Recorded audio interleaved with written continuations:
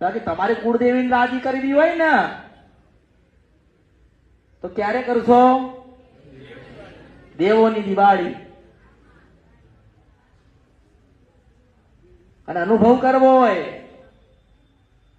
તો કદાચ મને મારી પાસે કદાચ ભેટો થાય કે ના થાય, દેવની દિવાળીએ તમારી કુળદેવીનો દીવો કરીને શ્રીફળ આલી એને નિવેદ આલજો ને એવું કહેજો કે માં તમારા સિવાય કદાચ કોઈ બીજી માતાનું દુઃખમ ન હોય, અમારી જ હોય પણ જાહેર ન થતી હોય તો માં કુળદેવી તું 24 કલાકમાં એને જાહેર ને હાજર કરાવજે અને ધૂણવા ના આવે તો મારું નામ મેળડી નહીં. હા, બોલે એ બીજું બનાવે એ જ એનું નામ માતા કહેવાય. નવો વિડીયો જોવા માટે અત્યારે જ ભક્તિ અમૃત યુટ્યુબ ચેનલને સબસ્ક્રાઇબ કરો. બીજા વિડીયો જોવા માટે આપણી યુટ્યુબ ચેનલ શ્રી ભક્તિ અમૃતને લાઇક કરો, ફોલો કરો, શેર કરો અને સબસ્ક્રાઇબ કરો. બેલ આઇકન દબાવવાનું ભૂલતા નહીં. જય માળી હર હર મહાદેવ.